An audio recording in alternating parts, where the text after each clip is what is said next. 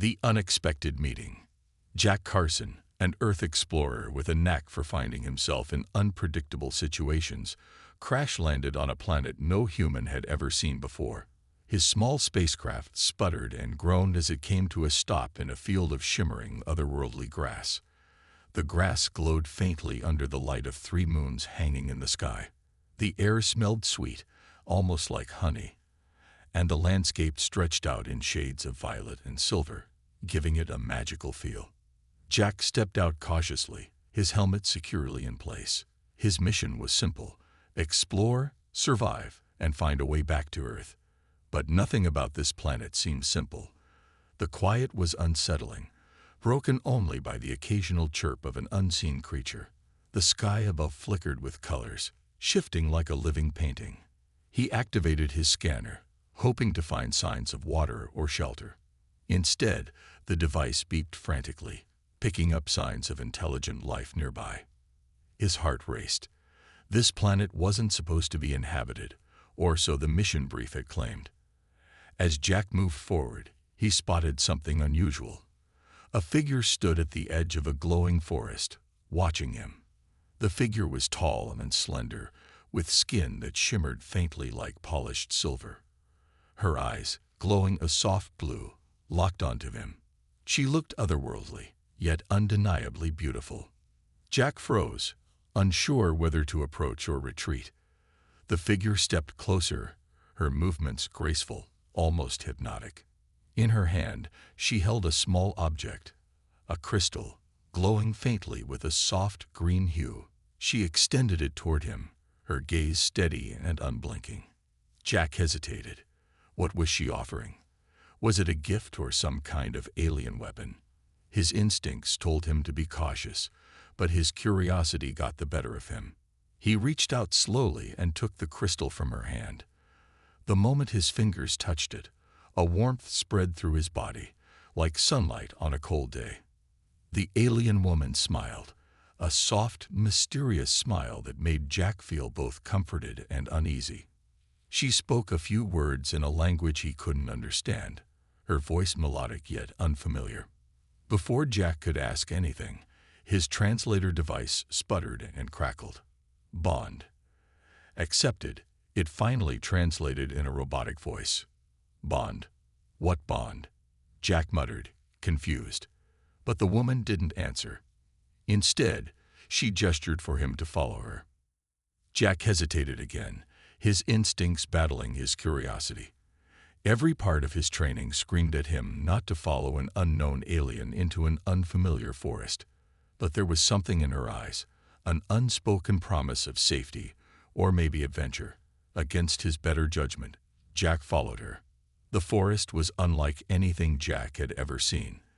The trees glowed faintly, their trunks smooth and metallic.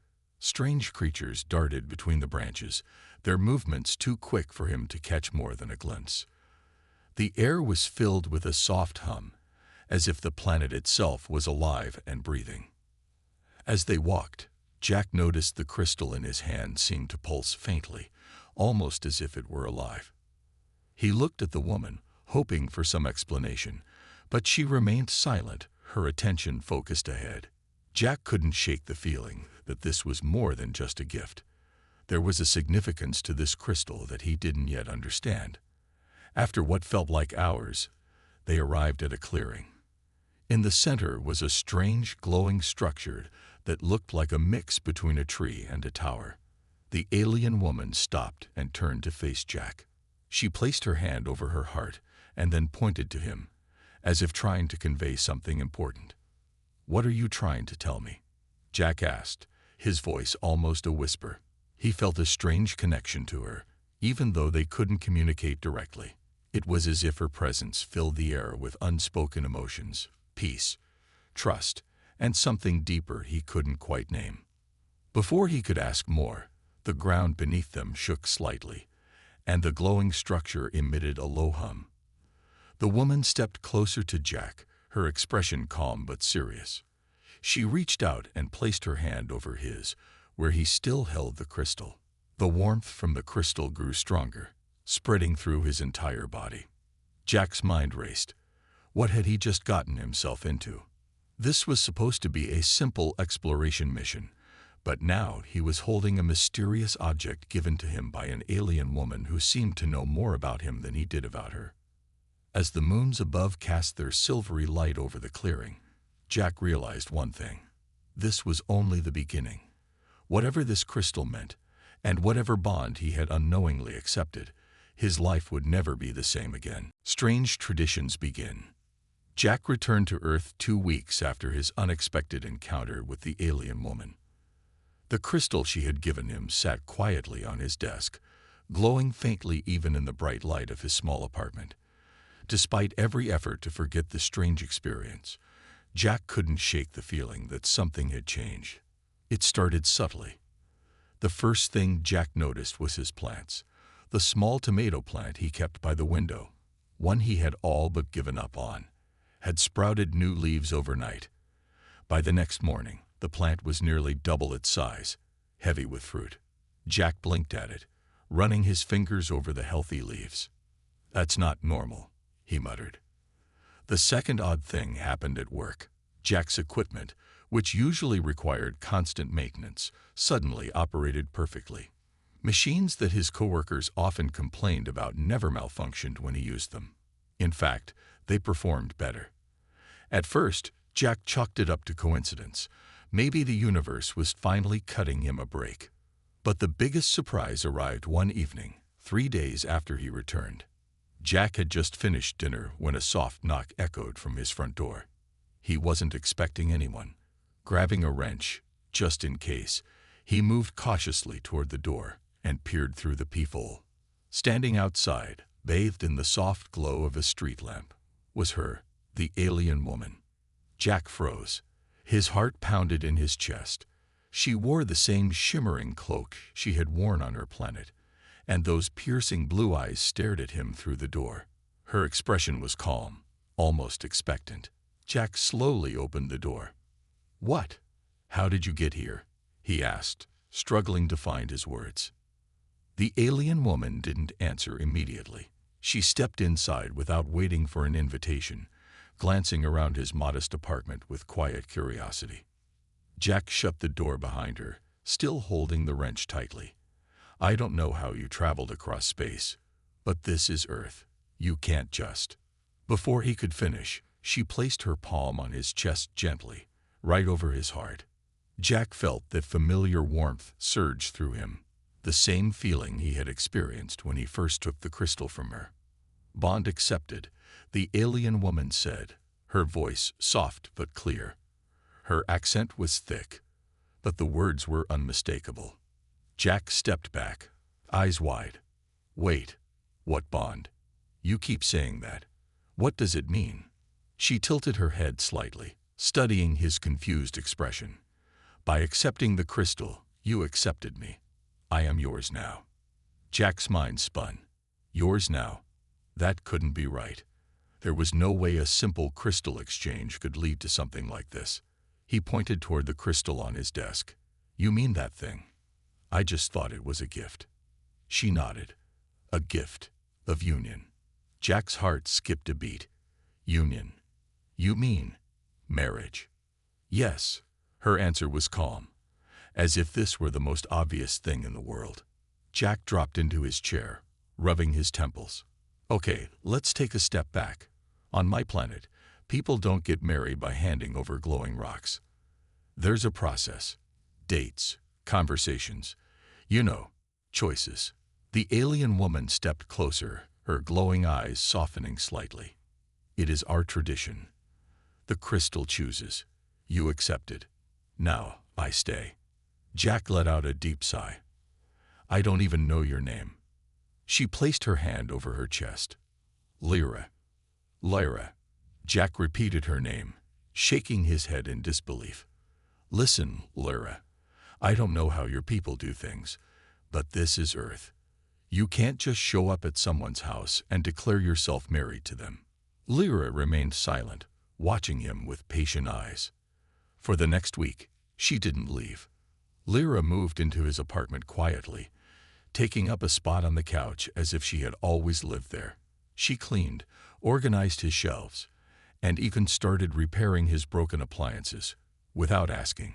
Jack tried to explain human customs, but Lyra either didn't understand or simply didn't care. And oddly enough, Jack didn't mind as much as he thought he would. Despite the bizarre situation, Lyra brought a strange sense of calm to Jack's life. The once chaotic apartment now felt warm, like a real home. And every time he glanced at the crystal, glowing faintly in the corner of his room, he wondered if maybe, just maybe, there was more to this bond than he realized. But the real shock came when his neighbor, Mrs. Graham, spotted Lyra watering Jack's balcony plants one afternoon. Jack was in the middle of fixing his hoverbike when Mrs. Graham leaned over the railing, squinting at Lyra. "Well, Jack," she called out with a sly grin, "you didn't tell me you had a girlfriend." Jack nearly dropped his wrench. "She's not. She's lovely," Mrs. Graham continued, cutting him off. "About time you settled down. She takes good care of you, I can tell." Lyra smiled at Mrs. Graham and returned to watering the plants as if she hadn't just turned Jack's life upside down. Jack groaned internally. He had a feeling this was just the beginning. The truth revealed. Jack paced across his living room, running his fingers through his hair as Lyra calmly folded his laundry. It had been 2 weeks since she arrived on Earth, and Jack's life had gone from normal to whatever this was. Lyra didn't act like a guest. She had quietly slipped into his routine, moving through his apartment with graceful confidence. She cooked, cleaned, and even handled some of his overdue repairs, often using strange alien devices she carried in a small satchel. Jack wasn't sure whether to be grateful or concerned. "I need answers," Jack said aloud, more to himself than to Lyra. She looked up from folding a pair of socks, her glowing blue eyes locking onto his. "What answers?" Jack let out a breath and pointed to the crystal sitting on his desk, still pulsing faintly with light. "That. You keep saying I accepted some kind of bond. I need to know exactly what that means." Lyra tilted her head slightly, as if his question puzzled her. "I have already explained. You accepted me." Jack crossed his arms. "Right. But what does that mean? On Earth, people don't just accept gifts and suddenly have a wife. There are steps. People fall in love first. They date. It's complicated." She set down the laundry and stepped closer, her expression softening. "Your people do not believe in destiny." Jack raised an eyebrow. "Destiny?" Lyra placed a hand over the crystal, her fingers brushing its smooth surface. The glow brightened beneath her touch. "On my planet, the crystal is a living part of our people. It chooses who we are meant to bond with. When I offered it to you, the crystal accepted you. It means we are connected by fate." Jack blinked. "So, the rock decides who you marry." Lyra gave a small, amused smile. "It is not so simple. The crystal does not just choose anyone. It recognizes strength, kindness, potential. You are the first human it has ever chosen." Jack frowned, unsure if he should feel flattered or trapped. "But I didn't know what it meant. I didn't agree to this." Lyra stepped closer, standing just a few inches from him now. "You did not refuse." Jack opened his mouth to argue, but no words came out. She was right. He hadn't refused. He had taken the crystal willingly, out of curiosity. But curiosity wasn't supposed to lead to marriage. "I don't understand," Jack muttered, rubbing the back of his neck. "Why me? Why would your crystal choose a random Earth explorer?" Lyra's gaze softened, and for the first time since she arrived, Jack saw something deeper in her expression, something like vulnerability. "My people are dying," she said quietly. "Our world is fading. We believe that by bonding with humans, we could share your strength and survive." Jack's heart sank slightly. "Your planet's in trouble." She nodded. "Yes. Our sun is weakening. Our crops fail. Many of our kind have already left, searching for new homes." Jack's chest tightened. He hadn't expected this.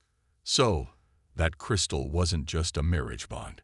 It was a call for help, he realized. Lyra's eyes met his, and she gave a slight nod. Yes, but not just for help. For partnership. We believe your people's will to survive is unmatched. You adapt, even when faced with impossible odds. We need that. Jack exhaled slowly, trying to process everything. He had thought this was just a misunderstanding, an awkward alien custom he could talk his way out of. But this was bigger than he imagined. Lara, Jack began carefully, I get that your planet needs help, but I'm just one guy. I don't have the power to save a whole world. She smiled gently. You underestimate yourself. You do not have to save us alone. Jack paused, considering her words. Despite the strangeness of the situation, he couldn't deny that something about Lara felt right. As if, somehow, he was meant to be part of this. I don't know if I can be the hero you're looking for, Jack admitted, but I'll help however I can. Lara's smile brightened, and the crystal on the desk pulsed softly, as if responding to his words. You already are, she said quietly. Jack wasn't sure if he believed that, but one thing was certain, his life was no longer just his own. Whether he liked it or not, he was now connected to an alien woman and her dying world. And somehow, that felt okay. A growing connection. Jack's life settled into an unusual rhythm. Lara had become part of his daily existence, and though he resisted at first, he found himself adjusting to her presence. Mornings began with the soft hum of alien technology. Lara would rise early, silently gliding around the apartment, tending to Jack's plants, adjusting his malfunctioning tech, and even upgrading small things he hadn't realized needed fixing. His coffee machine, for example, now brewed twice as fast, though Jack wasn't sure how or why it occasionally sparked with a faint blue glow. At first, Jack told himself it was temporary. She's just here for now. But as the days stretched into weeks, that line felt thinner. One evening, as Jack sat at his desk fiddling with a broken navigation drone, Lara quietly entered the room, holding a steaming cup of tea. You're not obligated to fix everything, you know, Jack said, not looking up. Lara placed the tea beside him and settled into the chair across from him, watching him with calm curiosity. I am not fixing everything. Only the things that are broken. Jack glanced at her. Right. But humans don't usually have house guests who go around upgrading their appliances. Lara arched an eyebrow. Would you prefer I stop? Jack hesitated. He couldn't deny it. Life was easier with Lara around. Things worked better. The apartment felt less empty. No, he admitted. I just didn't expect this. Any of it. Lara tilted her head slightly, as if she was studying him. You are uncomfortable with connection. Jack set down the drone and leaned back in his chair. It's not that. It's just, I've been on my own for a long time. Relationships are complicated. And you're, well, not from here. Lara's gaze softened. I understand. My people are not used to bonds with humans either, but I believe it is our differences that make this important. Jack thought about that for a moment. There was something peaceful about the way she spoke, as if nothing ever shook her calm exterior. Yet, beneath that calmness, Jack sensed something deeper, something she hadn't fully revealed. He cleared his throat. You said your planet is dying. What happens if you don't find a way to save it? Lara's eyes dropped slightly. She folded her hands in her lap. We will fade. Jack frowned. Fade. Lara nodded. Without the energy of our sun, my people weaken. Many are already too far gone to recover. Those who leave can survive, but our essence, what makes us whole, diminishes over time if we remain apart from our world. Jack leaned forward. Then why leave? Lara met his gaze. Because there is hope. If we bond with humans, your strength and adaptability can stabilize us. We believe this connection can sustain our people long enough to rebuild. Jack exhaled, trying to wrap his head around it. So, this isn't just about survival. It's about becoming something new. Lara smiled faintly. Yes, we do not wish to take from humanity. We wish to grow together. Jack couldn't deny the weight of her words. It wasn't just his life that had changed. He was part of something much larger. Later that night, Jack lay awake in bed, staring at the ceiling. Lyra had retreated to the couch, where she slept silently, barely moving. The soft glow of the crystal sat on his bedside table, pulsing gently. Jack reached out and let his fingers graze the surface. As soon as he did, a flood of images filled his mind. Lyra's world, towering crystalline cities, endless fields of shimmering grass, and skies painted with hues of violet and gold. But there was something else, a shadow creeping over the land. The plants withered, the skies darkened, and the once vibrant cities crumbled into silence. Jack gasped and pulled his hand away. The vision faded. Lyra stood in the doorway, her expression unreadable. "You saw it." Jack sat up, breathing heavily. "Was that your home?" She nodded. "What you saw is our future, unless things change." Jack ran a hand down his face. "Why show me this now?" Lyra stepped closer, standing at the foot of his bed. "Because you are part of that future. The bond we share means you can feel what I feel, see what I see." Jack's heart pounded. He wasn't just connected to Lyra. He was connected to her entire world. For the first time since this strange journey began, Jack felt something deeper than curiosity. Responsibility. "I'm not sure I can carry that kind of weight," Jack admitted. Lyra smiled softly. "You already are." As Jack lay back down, he realized something unsettling yet comforting. He wasn't alone anymore. And maybe, just maybe, he didn't want to be. The return to her planet. Jack stood on the edge of his balcony, staring at the night sky. The stars stretched endlessly above him, but his gaze was fixed on one faint, flickering point far off in the distance. Lyra stepped beside him, silent as ever. Her glowing blue eyes reflected the starlight. But tonight there was a weight behind them, one Jack hadn't seen before. "It's fading, isn't it?" Jack asked, without looking at her.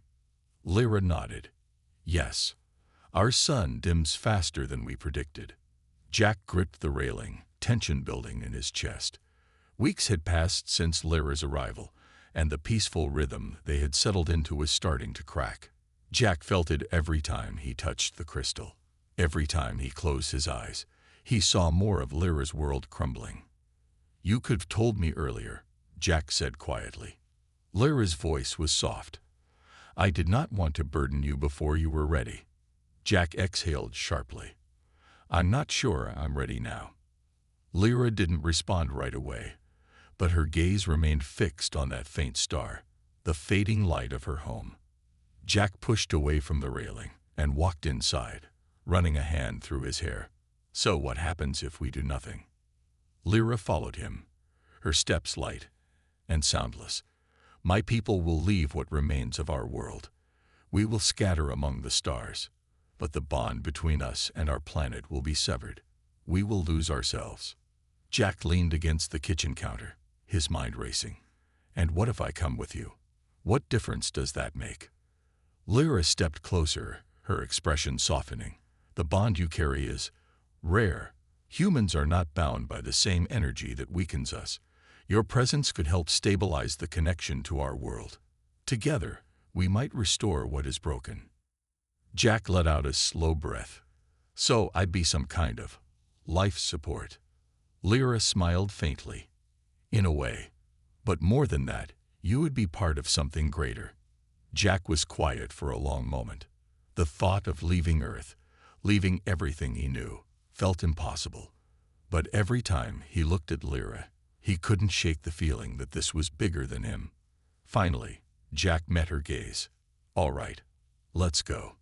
2 days later, Jack found himself standing on the loading ramp of Lyra's ship, a sleek, silver vessel that had been hidden beneath the sands of a Nevada desert. The crystal he had accepted weeks ago pulsed faintly around his neck, now hanging from a thin, braided cord Lyra had woven for him. The engines hummed softly as the ship lifted off, slicing through the Earth's atmosphere with ease. Jack watched through the viewport as his planet shrank behind them, the blue marble drifting farther and farther away. Lyra stood beside him, her hands gently clasped in front of her. "Does it hurt?" Jack asked, glancing at her. Lyra shook her head. "Leaving is difficult, but I carry hope now." Jack gave a small, dry chuckle. "Hope, ha. Let's hope your people feel the same when they see me." Lyra smiled. "They will." The journey to Lyra's planet took less time than Jack expected. As they approached, Jack's eyes widened. The planet hung in space, wrapped in swirling clouds of violet and gold. But even from orbit, he could see the signs of decay. Large portions of the surface were dark, scorched by the weakening sun. As they descended, the landscape below looked alien yet hauntingly beautiful. Towering crystal spires stretched into the sky, shimmering faintly in the fading light. Rivers of silver water wound through valleys, but many had dried into thin streams. Lyra led Jack toward the heart of the city, where a gathering of her people awaited. They were tall and graceful like Lyra, their skin shimmering with faint silver hues. As Jack stepped forward, murmurs spread through the crowd. One of the elders, a figure wrapped in flowing robes that seemed to ripple like liquid metal, approached. His gaze lingered on Jack, then shifted to Lyra. "You brought him," the elder said, his voice resonating deeply. Lyra nodded. "He accepted the bond." The elder studied Jack carefully. "A human. It has been centuries since one of your kind stood here." Jack shifted uncomfortably under the elder's intense gaze. "Yeah. Well, I didn't exactly plan for this." The elder's expression softened. "Few do. But the crystal chose you. That cannot be ignored." Lyra stepped beside Jack, her hand resting lightly on his arm. "He is willing to help." The elder nodded slowly. "Then we must begin immediately. The planet is fading faster than we anticipated." Jack frowned. "What do I need to do?" The elder gestured to a large crystalline platform at the center of the city. "Stand there. Let the bond guide you." Jack exchanged a glance with Lyra, but she gave him a reassuring nod.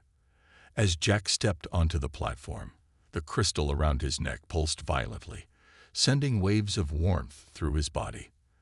The ground beneath him hummed, and faint lines of light stretched out across the city, spreading like veins of molten gold.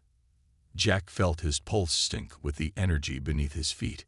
His heart raced, and suddenly, the world around him shifted. He could feel the planet, the pain it carried, the fading life in its core. But he also felt something else: possibility. Lyra stepped forward, placing her hands on the platform beside him. Her presence steadied him, anchoring him to the moment. "Breathe," she whispered. Jack exhaled, and the light surrounding them grew brighter, stretching across the horizon. In that moment, Jack understood. He wasn't just saving a dying world. He was becoming part of it. The battle for survival. Jack stood at the edge of the platform, the pulse of the crystal around his neck echoing through his chest.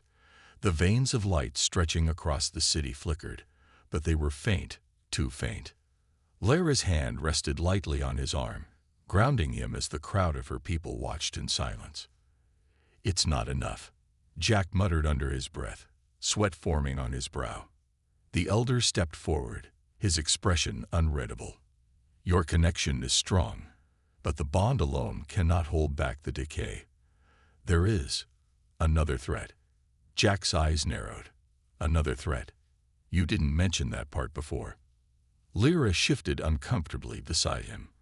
"I did not know it had progressed this far." The elder's gaze lingered on the horizon, where dark clouds gathered unnaturally fast. "They come for the last of our energy, the ones who caused this." Jack followed the elder's line of sight. In the distance, dark figures emerged from the clouds, ships, sleek and jagged, drifting toward the city like predatory birds. "Who are they?" Jack asked, gripping the edge of the platform. Lyra's voice was quiet but tense. "A rival faction, exiles who sought to control our sun. When they failed, they shattered its core, believing they could harvest its energy." Jack clenched his fists. And now they're back to finish the job. The elder nodded gravely. They know the planet cannot last much longer. Their ships are built to siphon what remains. Jack exhaled, his pulse quickening. All right, let me guess. You don't have the firepower to stop them. Our technology was not designed for war, the elder admitted. We survive by healing, not by destroying. Jack glanced at Lyra, who looked at him with quiet resolve. Figures, Jack muttered, stepping off the platform. Guess that's where I come in. An hour later, Jack stood in the control room of Lyra's ship, scanning the incoming fleet through the viewport. The enemy vessels hovered just beyond the outer edges of the city, circling like vultures. Jack crossed his arms, his mind racing. This wasn't a fight he had planned for, but backing down wasn't an option. We can't fight them head-on, Jack said, turning to Lyra. But we don't need to. Lyra raised an eyebrow. What are you suggesting? Jack gestured to the energy veins glowing faintly beneath the city. The planet's core is weak, but it's still connected to the crystal. If we amplify that energy, we might be able to push them back. The elder's holographic form flickered on the central console. You risk draining the planet further. Jack shook his head. Not if we focus the energy outward. Turn the entire city into a signal, like a flare. It'll disrupt their ships long enough to force a retreat. Lyra's eyes brightened slightly. That could work. Jack grinned. It's worth a shot. We just need to get close enough to amplify the signal. Moments later, Jack and Lyra stood at the base of the central spire, where the crystal's energy ran strongest. Lyra placed her hands against the crystalline structure, her eyes closing in concentration. Jack stepped beside her, resting his palm on the spire. The crystal around his neck began to glow, syncing with the larger structure. As energy surged between them, the city trembled. Light shot out from the spire, stretching across the ground in radiant lines that pulsed like a heartbeat. Here they come, Jack muttered, spotting the enemy ships moving closer. The first ship descended low, releasing dark tendrils of energy that latched onto the outskirts of the city. Jack felt the crystal's pulse weaken under the strain. We need more power, Lyra said through gritted teeth. Jack pressed his hand harder against the spire. Then let's give it everything we've got. As the enemy ships drew closer, Jack focused every ounce of his will into the bond he shared with the crystal. The veins of light beneath the city flared, burning brighter until the ground beneath them glowed like molten gold. The tendrils from the enemy ships recoiled, snapping back as the light intensified. One by one, the ships faltered, engines flickering as the energy field disrupted their systems. Jack grinned. It's working. Lyra's eyes glowed faintly, her voice calm but firm. Focus, Jack. We are not finished yet. The largest of the enemy ships descended, its hull crackling with dark energy. Jack felt a wave of pressure ripple through the crystal, threatening to shatter the delicate bond they had created. Not today, Jack growled, tightening his grip on the spire. The crystal's light surged outward, striking the lid ship directly. The enemy vessel trembled violently before retreating, vanishing into the dark clouds. One by one, the remaining ships followed, retreating into the shadows of space. Jack collapsed to his knees, breathless but triumphant. Lyra knelt beside him, placing a steadying hand on his shoulder. You did it, she said softly. Jack exhaled, staring up at the sky where the enemy fleet had vanished. We did it. The elder's voice echoed through the spire. The bond you share has saved us all. Our world still fades. But now, we have time. Jack met Lyra's gaze, the glow of the crystal reflecting in her eyes. One battle down. But I have a feeling this isn't over. Lyra smiled faintly. No, but now we face it together. As the light from the spire settled into a calm glow, Jack realized something profound. He hadn't just defended Lyra's planet. He had become part of it. A new beginning.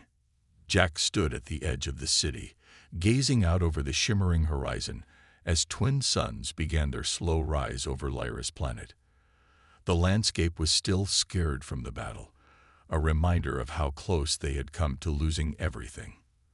But now, the faint glow of the crystalline veins beneath the ground pulsed steadily, stronger than before. The planet was healing. Lyra approached quietly, her steps light against the crystal-strewn path. She carried a small satchel slung over her shoulder, filled with strange alien tools and pieces of machinery Jack still didn't recognize. "You're up early," Jack said, offering her a half-smile as she stopped beside him. Lyra glanced at him, the glow in her blue eyes soft. "The council has requested my presence, but I wish to see you first." Jack raised an eyebrow. "Something tells me they're not inviting me to that meeting." Lyra's smile was faint but amused. "They are. Cautious. Our people are not used to outsiders. But you have earned their respect." Jack shrugged, his gaze drifting back toward the horizon. "I didn't do it for respect.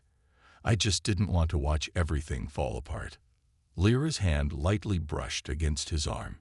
"That is why the crystal chose you." Jack exhaled slowly, running a hand through his hair. It still didn't feel real, this strange bond he had stumbled into. But as he stood there, surrounded by a city of glowing towers and alien beings who now saw him as part of their world, he realized how far he had come from the quiet, solitary life he once knew. "Can I ask you something?" Jack said, glancing sideways at Lyra. "Of course." Jack leaned against a nearby stone, crossing his arms. "When this is over, when your planet's healed, what happens to me? I mean, I can't exactly stay here forever, can I?" Lyra's expression shifted slightly, something between hesitation and thoughtfulness. "You are not bound to this place, Jack. If you wish to return to Earth, you may do so. But—" Jack arched an eyebrow. "But—" Lyra looked at him directly, her voice soft but certain. "The bond does not fade. Wherever you go, the crystal will remain with you. As long as you carry it, you are part of this world." Jack chuckled lightly, shaking his head. "I guess that means Earth's not getting rid of me that easily." Lyra's eyes softened. "No. And I do not believe I could let you go so easily either." For a moment, neither of them spoke. The quiet hum of the city surrounded them, peaceful but filled with unspoken possibilities. Jack finally broke the silence. "So, what happens now?" "We rebuild." Lyra nodded. "Yes, the council will guide our people, but they will need your help. There are parts of our technology that only respond to the crystal, and to you." Jack grinned. "Great. I always wanted to moonlight as a planetary engineer." Lyra's laughter was soft and fleeting, but it warmed the space between them. Over the next few weeks, Jack found himself involved in ways he never expected. He worked alongside Lyra and her people, helping to restore sections of the city that had been damaged during the battle. The crystal embedded in his chest pulsed in sync with the larger structures, responding to his touch and reinforcing the energy grid that stretched across the planet. Jack learned quickly that the bond between him and the crystal wasn't just symbolic. His presence amplified the healing process, accelerating the growth of the crystalline veins that powered the city. One afternoon, as Jack knelt beside a shattered console, trying to realign one of the core energy conduits, Lyra joined him, kneeling silently beside him. "You seem more at ease," she said, watching as he worked. Jack smirked. "Well, I haven't been electrocuted in 3 days, so I guess I'm making progress." Lyra smiled softly. "You are adapting, as humans do." Jack set down his tools and glanced at her. "You know, I thought this whole bond thing was going to be weirder. But honestly, I don't mind it." Lyra met his gaze, her expression softening. "Neither do I." Jack wiped his hands on his pants and leaned back against the console. "So what happens when the planet's fully healed? What's next for you?" Lyra looked thoughtful for a moment. "I have not considered that. For now, my place is here, with my people." Jack hesitated. "And with me?" Lyra's gaze lingered on him for a long moment. "Yes." Jack's heart did something unexpected. a quiet sense of belonging. "Good," Jack said softly. As the suns dipped below the horizon, casting the city in hues of violet and gold, Jack stood with Lyra at the highest point of the central spire. From there, they could see the full stretch of the restored land, glowing faintly beneath the stars. Lyra clasped her hands behind her back, standing tall beside him. "This place will survive because of you." Jack shook his head. "Because of us." She smiled faintly, glancing at him with something deeper than gratitude. "Perhaps you were meant to be here all along." Jack chuckled. "Maybe. Or maybe I'm just lucky." Lyra tilted her head slightly. "I do not believe in luck." Jack smirked. "Well, then I guess I'll call it fate." As the stars shimmered above them, and the city pulsed softly with life below, Jack realized he had found something he hadn't even known he was looking for. A new home, a new purpose, and perhaps most importantly, a new beginning.